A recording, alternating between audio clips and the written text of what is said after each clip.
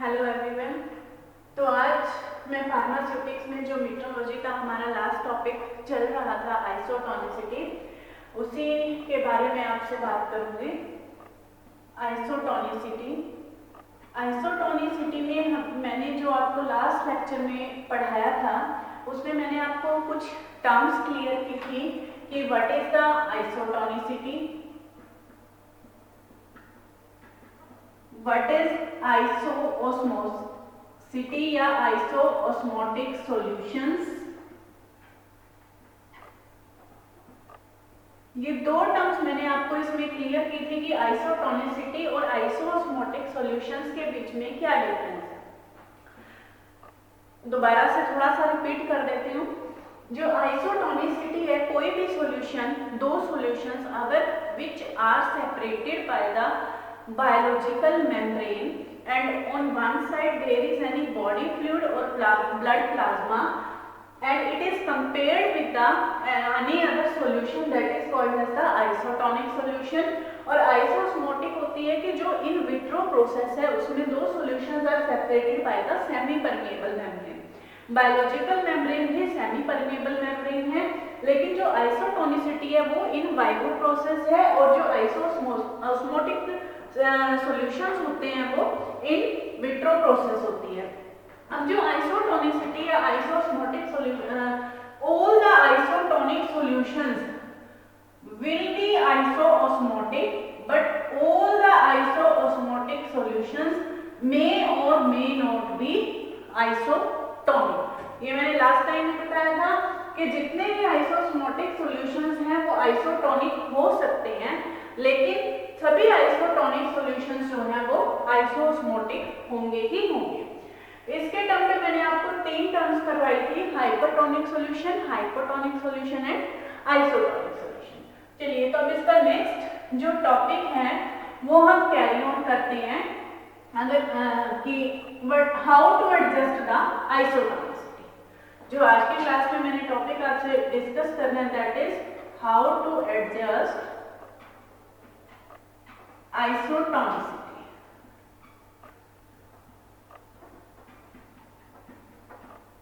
कि आइसोटोनिसिटी आपने कैसे एडजस्ट करनी है, किसी सॉल्यूशन को आपने आइसोटोनिक सॉल्यूशन कैसे बनाना है।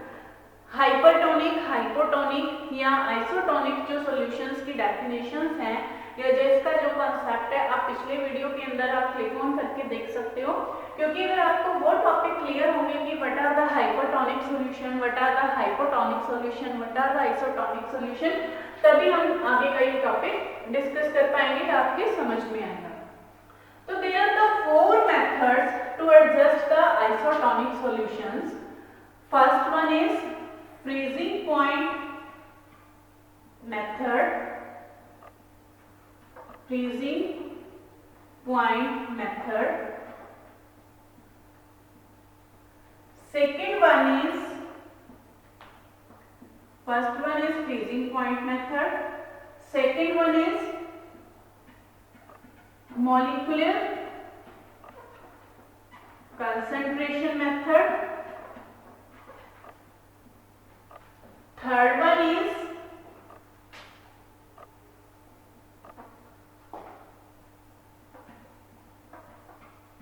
graphical method,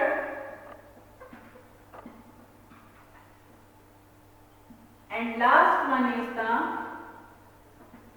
sodium chloride equivalent method। sodium chloride equivalent method, ये चार मेथड हैं जिनसे हम freezing point method, graphical method, sodium chloride equivalent method और मॉलिक्यूलर कंसंट्रेशन मेथड, जिनसे हम डिफरेंट तरह के आइसोटोनिक सॉल्यूशंस को प्रिपेयर कर सकते हैं। तो let's discuss one by one. First one is the freezing point method. Note करते रहिए आप इसको साथ साथ, क्योंकि किसी बुक में ये दो मेथड्स दिए होंगे, किसी बुक में तीन मेथड्स दिए होंगे, सभी बुक्स में नहीं दिए हुए चार के चार मेथड्स, और इसी के बेस पे आपके न्यूमेरिकल पार्ट में न्यूमेरिकल के क्वेश्चंस भी आते हैं। तो अगर आपको इसके फॉर्मूलाज क्लियर होंगे तो आप इसको इजीली सॉल्व कर सकते हो। Now first one is the freezing point method. Freezing point method.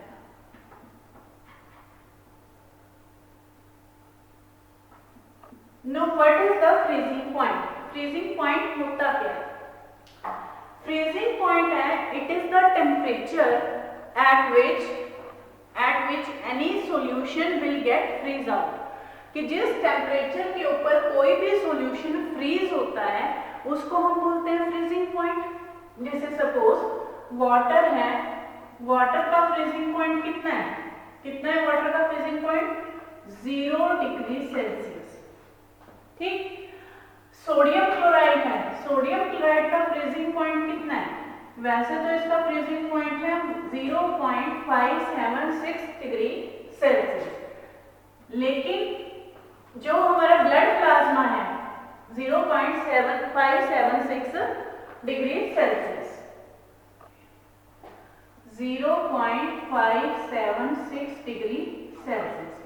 जो हमारा बॉडी फ्लूइड है या जो ब्लड प्लाज्मा है, ब्लड प्लाज्मा, क्योंकि ब्लड प्लाज्मा से हमने इसको कंपेयर करना है, blood plasma plus blood plasma का जो फ्रीजिंग पॉइंट है, जो ब्लड प्लाज्मा फ्रीज होती है that is -0.52 degree Celsius.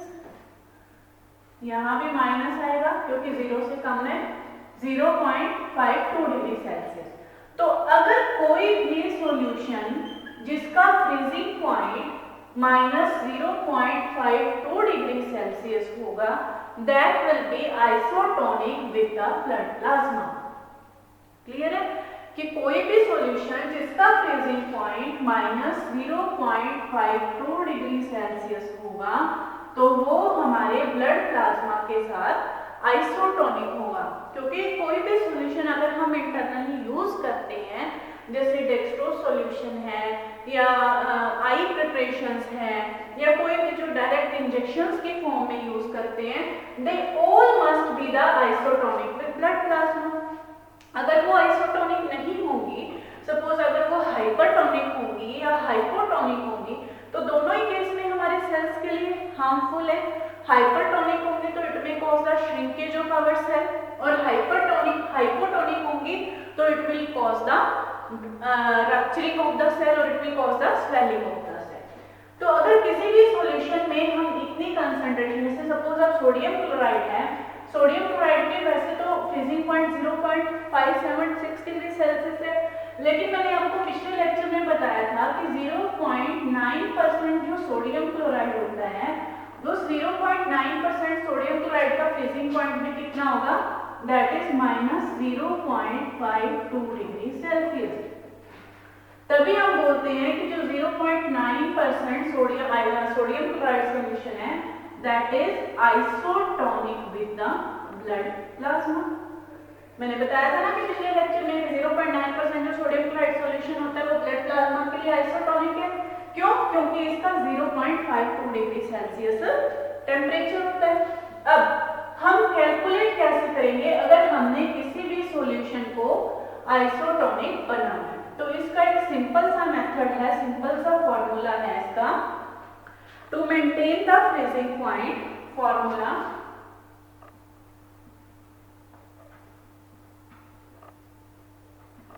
that is percentage of substance required is equal to -0.52 -0.52 minus A upon B.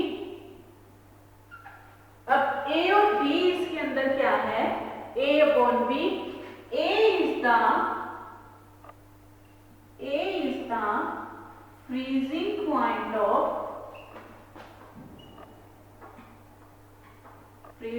point of substance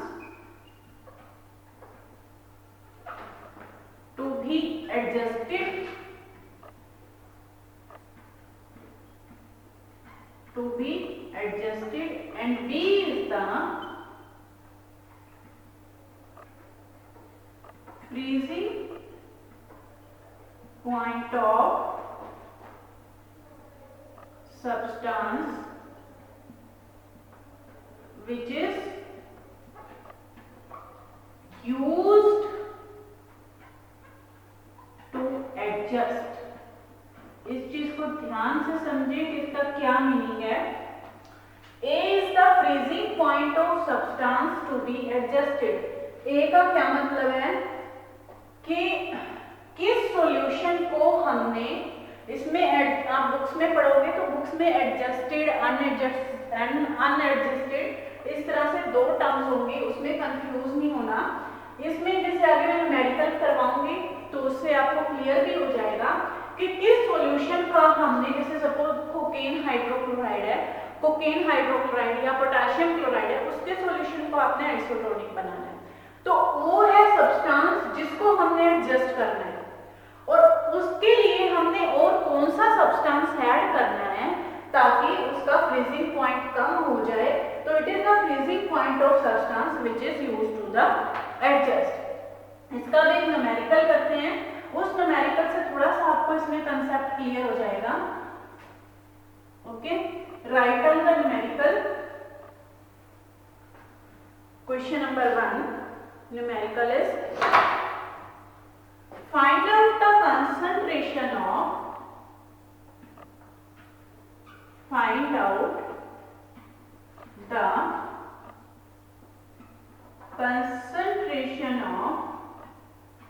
sodium chloride required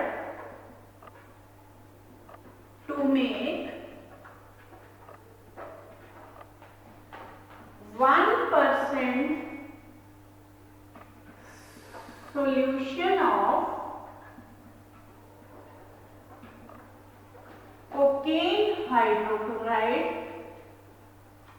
to the isotonic। Cocaine hydrochloride को आपने isotonic बनाना है 1% solution को, और sodium chloride से आपने बनाना है। तो freezing point of, इसमें जो टर्म्स दी होंगी आपको या जो वैल्यूज दी होंगी, freezing point of 1% cocaine hydrochloride is,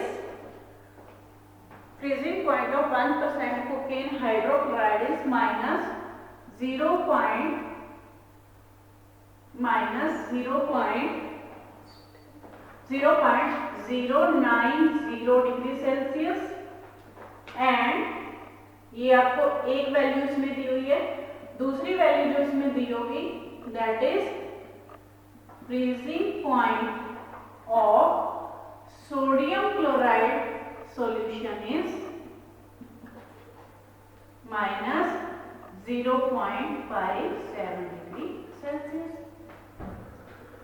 अब इसमें हमारा जो फॉर्मूला था दैट इज परसेंटेज ऑफ या अमाउंट ऑफ, परसेंटेज में लिखेंगे यहाँ, that is amount of substance required. तो इसमें हमने कौन सा सब्सटेंस है required, NaCl। Amount of substance required तो हम यहाँ लिख सकते हैं amount of NaCl required is equal to, formula क्या था हमारा, minus 0.52 minus A upon B।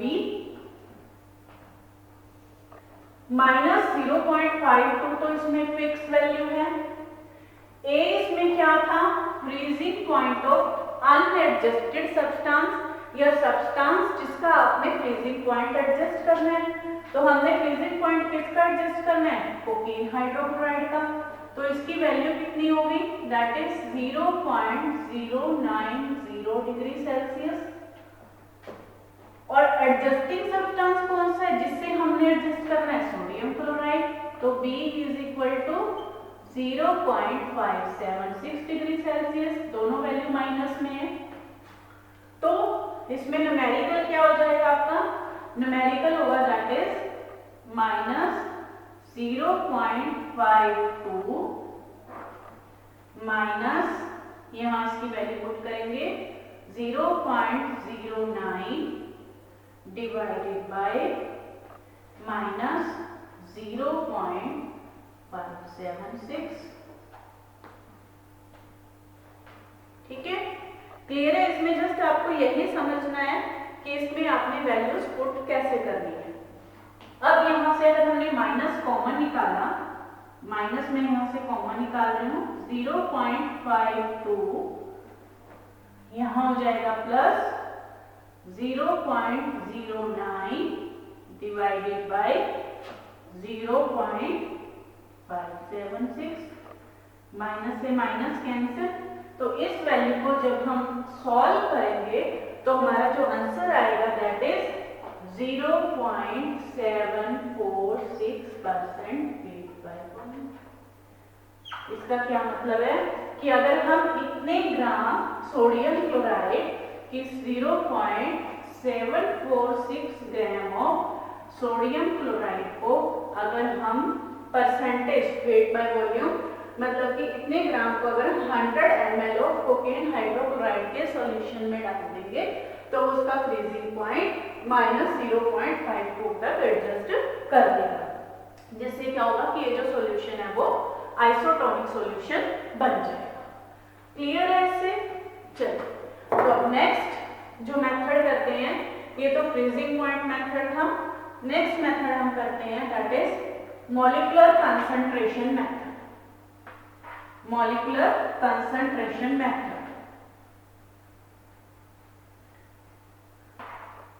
इसके और भी आप न्यूमेरिकल सॉल्व कर सकते हो। बुक्स में बहुत सारे न्यूमेरिकल्स भी होते हैं अलग अलग बुक्स में, प्रैक्टिस आप कर सकते हो इसमें जस्ट आपको कंफ्यूजन कहाँ होगी कि आपको यही पता लगाना है कि इसमें एडजस्टिंग सब्सटेंस और टू बी एडजस्टेड सब्सटेंस कौन सा है, किससे हमने एडजस्ट करना है और कौन सा एडजस्टिंग सब्सटेंस है।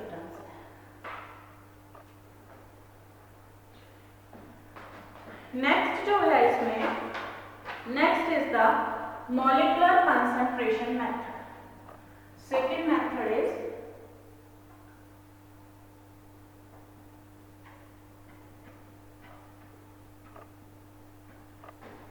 Molecular concentration method.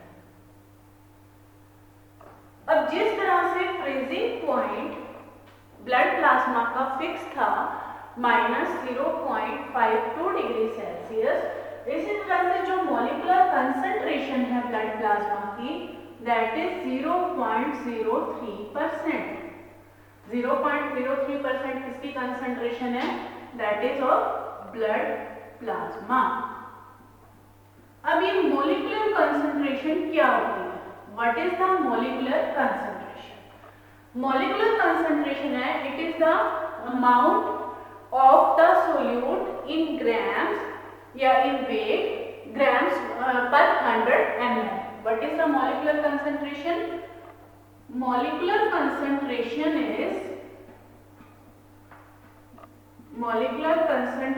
is amount of solute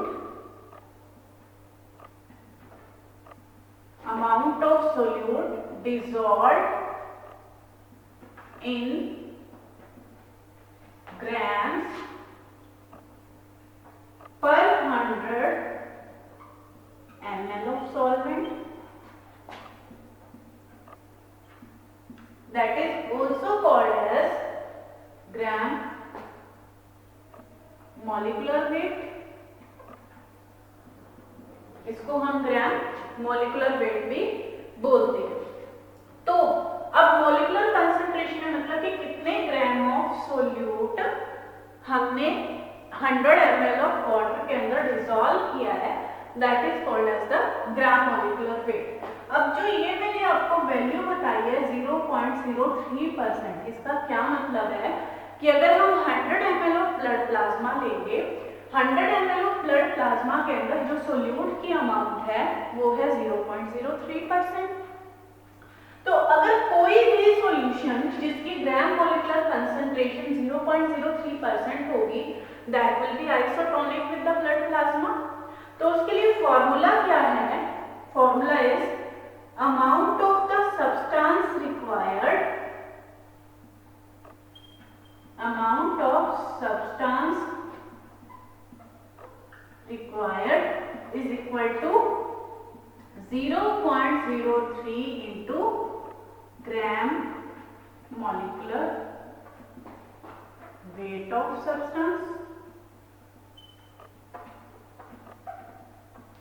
अब जो ये ग्राम मॉलिक्यूलर वेट है ये आयोनाइज्ड और अनआयोनाइज्ड सॉल्यूशन के केस में डिफरेंट होता है, ठीक है। ये तो जो मैंने आपको फॉर्मूला दिया है that is for unionised solution. Ionised और अनआयोनाइज्ड तो आप समझते हैं सभी स्टूडेंट्स। फॉर अनआयोनाइज्ड सॉल्यूशन सभी स्टूडेंट साइंस बैकग्राउंड से हैं या फिर अनआयोनाइज्ड और आयोनाइज्ड का मीनिंग तो क्लियर है कि जो सॉल्यूशन डिसॉल्व होने के बाद आयंस में टूट जाता है, जैसे सोडियम क्लोराइड है, सोडियम प्लस और क्लोराइड आयन, तो वो आयोनाइज्ड सॉल्यूशन हो जाएगा।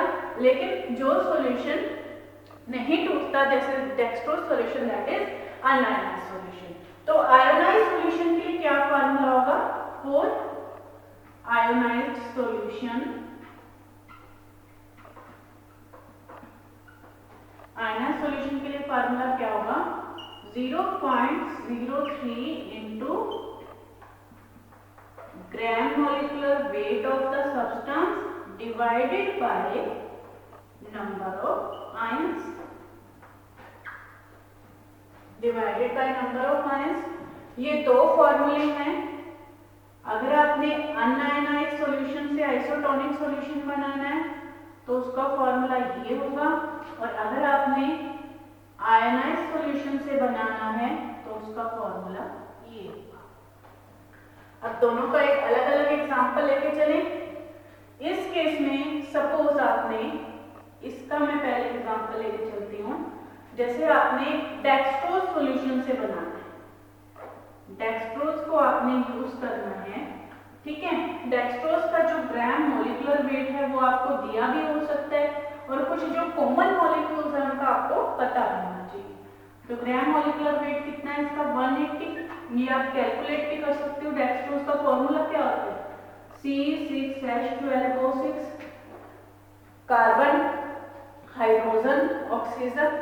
इसका जब आप सभी का एटॉमिक वेट ऐड करेंगे तो ये 180 आएगा। तो इसका जो मेथड होगा दैट इज, ये आप कैसे निकाल सकते हैं इसकी अमाउंट? 0.03 into 180। इससे आपके पास आंसर आ जाएगा। और दूसरा, अगर आपके पास है अनआयोनाइज्ड सॉल्यूशन, अनआयोनाइज्ड के केस में हम इसको कैसे कर सकते हैं? जैसे सपोज मैं इसमें आपको एग्जांपल दे देती हूँ सोडियम क्लोराइड का। तो सोडियम क्लोराइड का क्या होगा ग्राम मॉलिक्यूलर वेट? सोडियम है, सोडियम का जो मॉलिक्यूल है दैट इज सोडियम। सोडियम का आप कैसे लिखते हो? 11 और 23, और इधर से क्लोरीन, क्लोरीन का होता है 35.5 और यहाँ 17। तो 35.5 और 23 को जब हम ऐड करेंगे 58.5, तो यहाँ आ जाएगा 0.03 into 58.5। और सोडियम क्लोराइड कितने नंबर ऑफ आयंस में टूटेगा? सोडियम आयन और chloride ion that is number of ions will be 2। तो इससे जो है इनका आंसर निकल जाएगा कि इतने ग्राम सॉल्यूशन मटेरियल को अगर आप डिसॉल्व करोगे 100 ml के अंदर तो वो आपका जो सॉल्यूशन बनेगा that will be of the 0.03% concentration and that will be isotonic with the blood plasma. तो इस तरह से ये जो दो मेथड है, मॉलिक्यूलर कंसंट्रेशन का मेथड भी काफी इजी मेथड है, सिंपल कैलकुलेशन है, और जो फ्रीजिंग पॉइंट मेथड भी मैंने आपको बताया है, क्योंकि जो फ्रीजिंग पॉइंट मेथड है, फ्रीजिंग पॉइंट मेथड एक्चुअली इस फॉर्मूले पे फंडा पे बेस है कि अगर आप सिंपल घर में भी एक्सपेरिमेंट कर सकते हैं कि अगर आप सिंपल वाटर है, वाटर को आप अगर और एक तरफ आप उसका सोडियम क्लोराइड का या शुगर का कोई भी सॉल्यूशन तैयार कर लीजिए, तो उसमें अगर आप दोनों को सेम टाइम के ऊपर आप और सेम टेम्परेचर पे फ्रीज करना रखें तो आप देखोगे कि वाटर जो है जल्दी फ्रीज हो जाएगा as compare to second one solution. क्यों? क्योंकि अगर हम जब भी कोई सोल्यूट डालते हैं तो वो फ्रीजिंग पॉइंट में डिप्रेशन कॉज करता है। केमिस्ट्री में ये पहले आप लोगों ने +1 +2 में कॉन्सेप्ट पढ़ा भी होगा। It will cause the depression in the freezing point, कि फ्रीजिंग पॉइंट उतना ही उसका नीचे गिरता जाएगा। इसमें आप अगर आप कंसंट्रेशन मेंटेन कर लेंगे ब्लड प्लाज्मा के साथ तो उसमें आप उस सॉल्यूशन को आइसोटोनिक बना सकते हैं। तो बहुत इंपॉर्टेंट मेथड है। नेक्स्ट जो phrasing point method graphical method है, ये सोडियम क्लोराइड इक्विवेलेंट मेथड है, वो हम नेक्स्ट क्लास में कंटिन्यू करेंगे। तब तक आप इन दोनों जो मेथड्स हैं, इनके जो क्वेश्चंस हैं या इनकी जो प्रॉब्लम्स हैं उनको सॉल्व कीजिए और उनके अच्छे से प्रैक्टिस कीजिए। Thank you.